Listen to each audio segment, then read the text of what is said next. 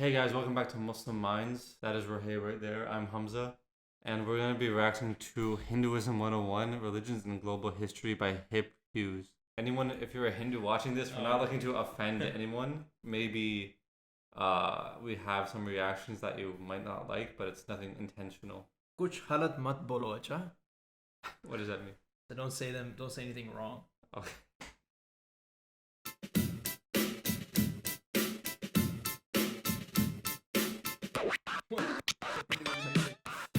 Hey guys, welcome to Hip Hughes History. We're doing World History Edition. That's right, guys. This time it's a major world religion that's going to be on the exam. You need to know it, and that's Hinduism. A little bit about its history, a little bit about its beliefs, and a little bit about the giddy up for the learning that we're going to go get her done right now.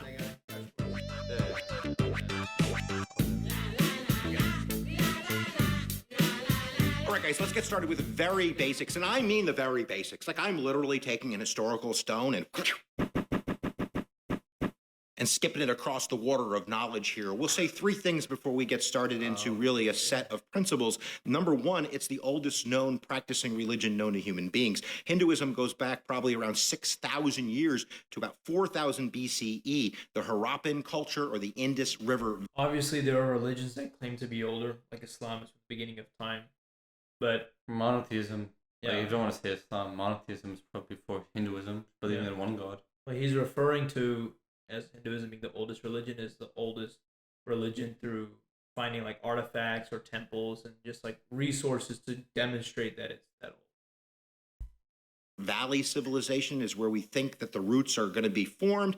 And although we haven't interpreted their writing, we know through archaeology that many of the customs and practices that they did way back then in the day we're still doing today in India and amongst Hindus. We also know that around 1500 BCE, don't quote me exactly, that people from the north, known as Aryans, came through the passes and the mountains. They came from the steppes, which are north of the Caucasus Mountains, between the Black Sea and the Caspian Sea, and they brought their own ways of knowing and knowledge and religious practices that kind of fused with the indigenous people. Exactly what I said in a couple of our past videos, that Hinduism is not really one religion. It's all the cultures, beliefs, mythologies, and existing religions in India fused into one. Majority of them. Obviously, there are different religions It's not like in a India. set thing, like Islam is a set standard belief, but Hinduism has many different. It's like an ocean. Yes, Just go in there, schools different of fish. Oh, God. Form the roots of Hinduism. We'll also say that it's the least dogmatic religion. There's not one way of being in Hindu. In fact, there's no leader. If someone comes down and says, take me to the Hindu leader, I don't know where to take them. It's not like we have Christ in Christianity or Buddha in Buddhism or Muhammad in Islam. There is no one man in Hinduism. So I got 6 beliefs on the table, and I'm going to serve them to you right now. So I hope you're hungry for a little bit of the learning.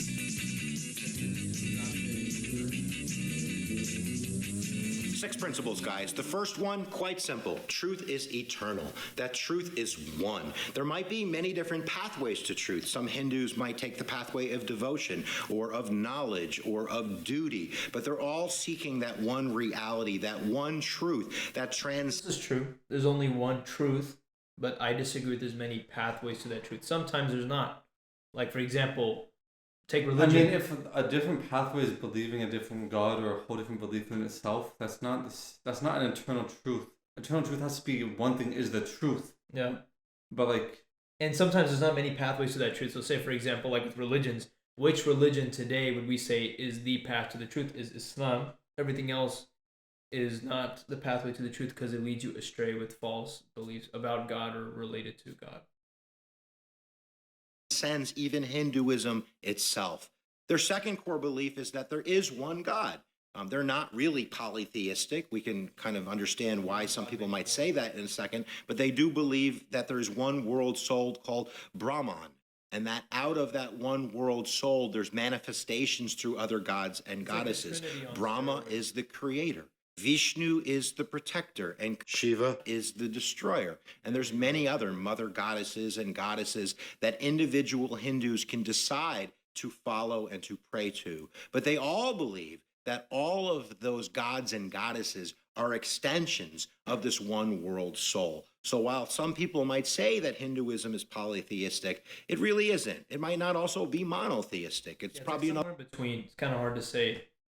I mean, if you believe there are other gods and you pray to them, but you still think there's a bigger god, I think it's still polytheism. Yeah. That's like Islam, the people of Quraysh, they all believe in Allah, in one God, Yeah. but they all just pray to minor gods around the Kaaba, and they Yeah. were called polytheists. I think the thing about Hinduism is that they are saying that all these beings make up one God. But it's still in a way It shirk. doesn't really make sense. Well, it's obviously shirk, but the way it's like related to polytheism Because is they believe they're still separate entities in a way. yeah, you're still associating partners with Allah. That's the thing. Like Yeah. like That's you said, polytheism, they're that's still what polytheism separate entities. So it's still polytheism. There's separate entities that make up the same entity. Yeah. So you could say it's like a If you don't want to say it's contradiction. polytheism, then it's like one salt grain away. It's not anything close to monotheism at all. Exactly. Another word for it, you could put that down in the comments below. Another major kind of formation principle is they all believe or follow the Vedas. Now, there are 4 books of knowledge that are called the Vedas, but if we go back thousands of years, the Vedas weren't written down. They were memorized. They were hymns and prayers and rituals. Around 400, 500 BCE, much of that began to be written down, and that forms these stories and poems and hymns, the foundational beliefs of Hindus and how they practice their religion. But some Hindus follow some Vedas more than other Hindus follow other Vedas. So again, it's not dogmatic. There's a lot of room for different beliefs and interpretations amongst. See, the issue I would immediately point out is if you have several centuries of there being an oral tradition, but there's not any textual tradition with the preservation of the scriptures, then there's absolutely no way to verify that it's authentic. And you don't have to be offended by that. It's just common sense that if there's several centuries of no text, how do you know that what was memorized had not been changed? For example, Islam does not have that problem because the Quran was orally memorized, yes, in vast quantities. And also we have textual traditions from the 1st century compiling of the entire Quran from the 1st, 2nd, and 3rd centuries onward. So we have it consistent from the beginning. So still a majority of it. But And it's much more recent, so the But yeah, even they're saying it's not. There's different beliefs, interpretations, not a set in stone thing. So yeah. But then also, it's just like for us as Muslims, that's cool. But like, why would we just don't believe it's the truth. So I guess that's fine. How could you determine the truth based off many just different beliefs? Like I know in the beginning they mentioned how many paths will But yeah, take if it's you to the different truth. beliefs, it might not even be the same stuff that they believe. Right. So is there like a core set of things you believe as a Hindu? Doesn't seem like it. Right? Exactly. So then at that point, Hinduism kind of becomes too not a open religion. door. It's like an open door policy. Yeah, it's like it's too innovative in the sense that you don't really know what you believe at a certain point, because if you have several different beliefs that It's like even a core stray, doctrine or something. yeah, it's like what is the main goal of Hinduism? You know, what is the What main is the goal? creed? Yeah. What's the aqidah? The Vedas themselves. Now, here comes the first big vocabulary word to sink your teeth in, and that is Dharma.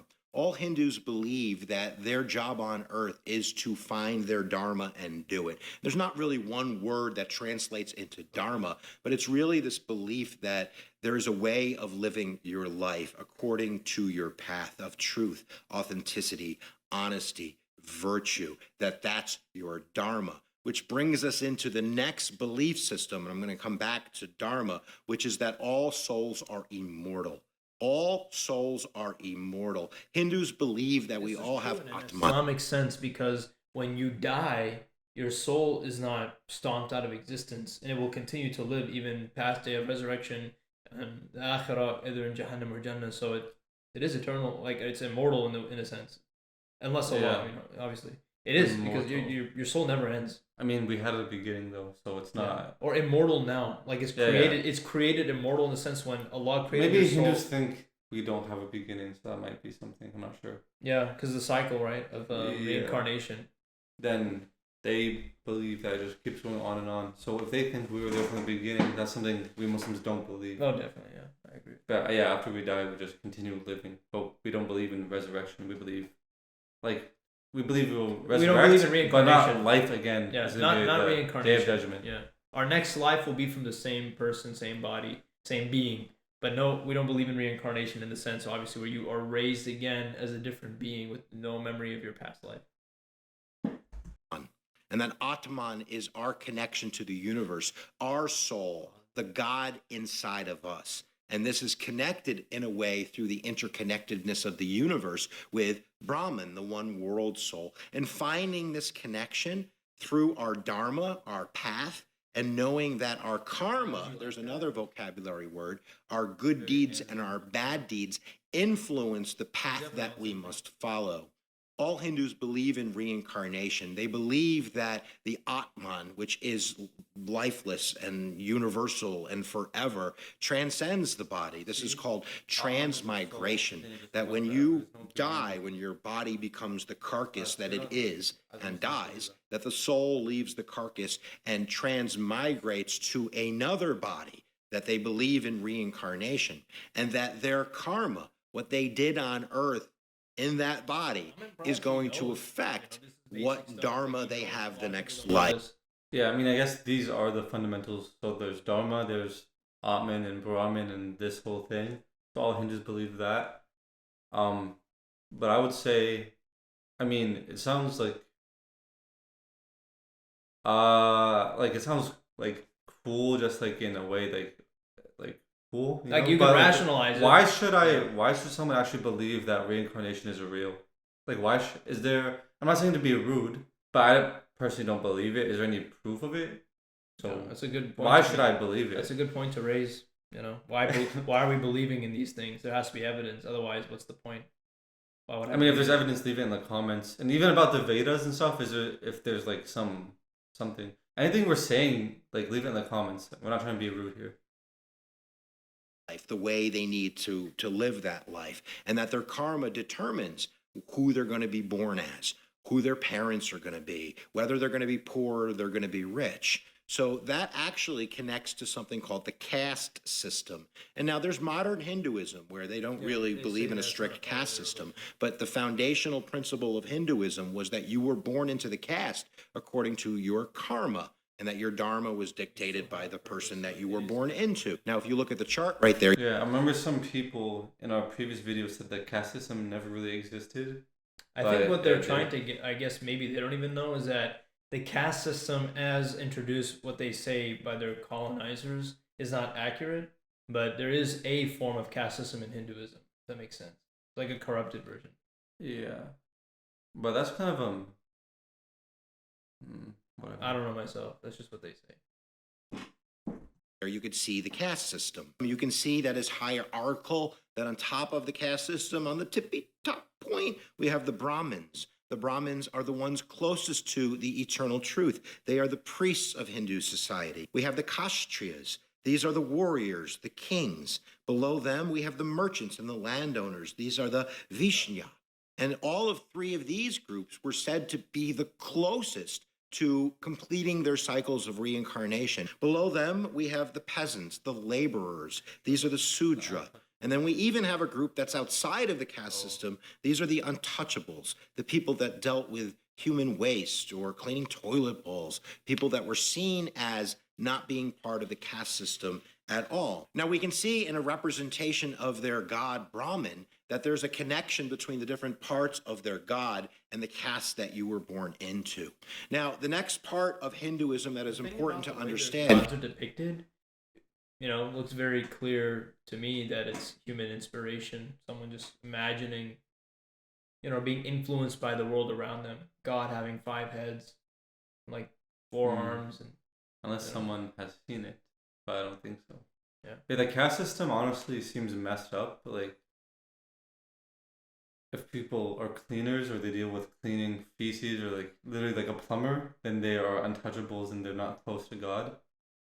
Like in Islam, people that do that stuff, they can be closer to God than any person. Right. It doesn't really make sense. More than a priest. It doesn't actually make you not. Our imams or like shiukh, for example, or scholars or ulama or any of the authoritative figures. Doing manual labor doesn't mean. Yeah. It can even get you more reward because you're doing so much more effort and you're placed in a different situation Allah placed you in. So your situation may be harder in some ways, and that will give you exponential reward. Yeah, these people who are authorities in our religion can be surpassed by even people who you would call peasants or like low class. Yeah, someone can do one deed that might seem little for a rich person, like, but if someone gives like even a cent or something, Yeah. it can be millions and Because it's infinite much deeds. more from their. It's more of more effort, more from their commitment. side, right? A millionaire giving $1,000 versus someone who makes $20,000, you're giving $1,000 is a vastly different amount, right? So that's how you would kind of measure the sincerity and faith or effort. But yeah, you're not like kind of demarcated or considered less just based off of your occupation or anything. Yeah, but I can understand why they believe that. If they don't believe in an afterlife, they're like saying, "Oh, you're in this level. Next life, you'll be at this level, but you have to be good." It's like in you're this life. cleaning toilets That's because their you were accountability. right. But then they're just living for the next life. Then after they're the highest, they're the priest. Then they go to eternal. They're gone. But even I have something to pick. But obviously, I don't believe that. But I understand why you would believe it. I understand where it comes from. If you don't believe in Day of Judgment. But even I would say there's something wrong with the cycle of reincarnation from a moral level, because like you said, even though where you are set in this life is based off the actions of your previous life, you don't even remember your previous life. You're being punished for something you don't even know. You're being punished for something you don't remember. You can say, oh, but you're still that same person. Are you though? Yeah, and are you really the same person? Reincarnated into like a bird or something? Yeah, but do you see what I'm saying? Like if you were someone, if you don't even remember your previous life, then you're not that. Then you're not. No, you're not even that person anymore. Really, you aren't. Just because you're born again, your soul was born again, but your person, your family, your intellect, the way you think, your moral, all these things are shaped by your life. So, if you're a baby, you're completely innocent. It's like that baby grows up to be something that is in a lower position just because of something they did in their past life. It's not the same. Yeah, and if you're born as a baby, how do they know you're going to be a priest?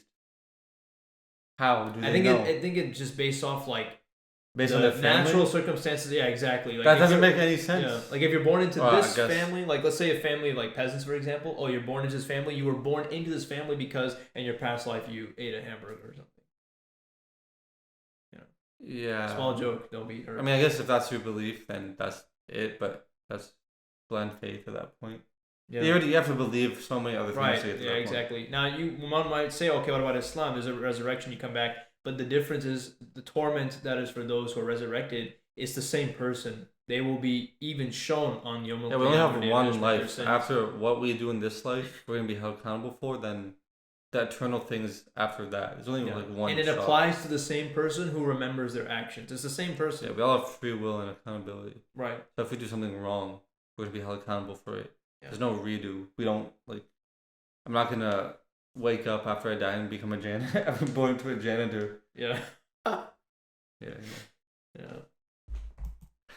Is moksha, the search for this eternal truth. Following your another point, you can even have a more fulfilling life being a janitor than a priest. You know what I mean? Like it doesn't dictate you having a happy life. I guess, but what I'm saying is there are people who are high class of society that maybe something happens in their life, maybe they're miserable, maybe they're ungrateful people, but then there's someone who's a janitor that's supposed to be a punishment, but he's having the best life ever. He doesn't care that he's a janitor. He's happy. But I guess in their so society, the accountability system they're outcasts, so they're kind of. But you see, it still depends on the individual whether they can be happy or not. It's it's hard, but you see what I'm saying? Some people, it's not even a punishment. They just don't care. Yeah, but maybe back in those times it'd be a lot worse. A lot harder, yeah, obviously.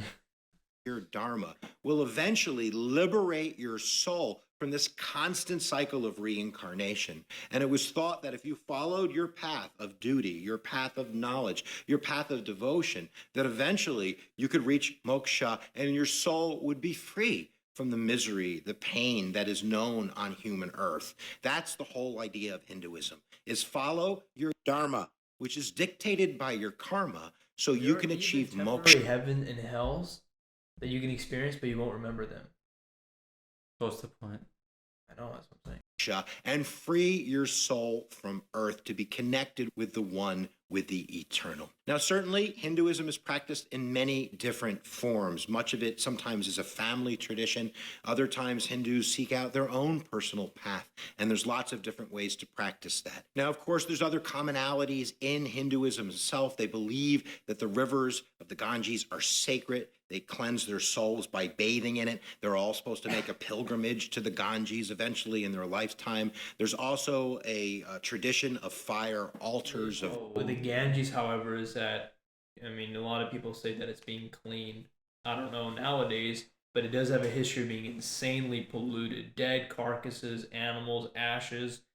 the government of India even once wanted to launch an initiative to release flesh-eating turtles into the river to eat all the decaying corpses and carcasses that were in the river. Not to mention, there are also many sewage pipes connected to the river that's just filling the river with waste. So, I mean, I wouldn't drink or bathe in that water unless it's clean, So, just saying, not to be offensive, but burning offerings, of having temples in your own home. There's also a belief in sages, that there are people that were born with this eternal truth, and it's their job to teach other Hindus about this eternal truth. But that's probably the basics enough for you. If you understand reincarnation, if you understand moksha, if you understand Dharma and karma, you probably got enough to pass the test. How about that? I'm not sure about the test of life, but enough to pass the test. All right, guys, we'll see you guys next time that you press my buttons. I will say that I don't know about Hinduism yet. I haven't looked into it. Is once you join Brahma, are you not conscious anymore? You lose consciousness because you just joined the divine, as he said. But to me, it sounds like once that happens, like your existence doesn't end because, they technically say you're one with the reality, but what happens to your ability to be aware? Is that gone or taken? Or are you no longer conscious? You leave the cycle of rebirth only to never really live again. I guess maybe they're still living in heaven somewhere. I have no idea though. But honestly, this video on Hinduism was better than the other ones this is we watched. really good. Yeah, About, I'm just saying, based off the all history, the yeah, Dharma, he covered a lot of subjects. Moksha. He brought that energy. His drug energy. The Hindu Kush. But yeah.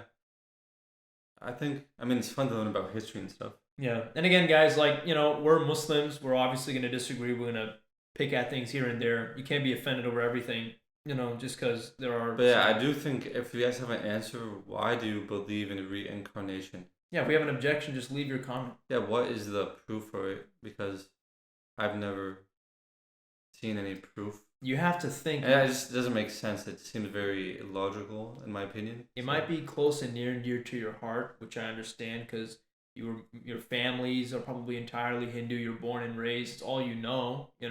So, but you have to understand other people are not like that. People who are outside of India, people who are from different regions or religions, they're not going to have that same reverence or understanding or respect of your faith. So when you find someone speaking not necessarily negatively about it, we don't consider it negative. We're just putting ourselves in the point of objective looking into it as best as we can for education. So then you have to factor that in. When it comes to religious videos online, people are going to say things you don't like. It doesn't mean that it's necessarily wrong or mean. So yeah, we're just asking questions, really. We have different beliefs, so if you guys want to ask us questions, we answer questions too. Right. But yeah, thanks for watching, guys. If you have any other videos you want us to watch, leave it in the comments below. And yeah, assalamu alaikum. Alaikum salam.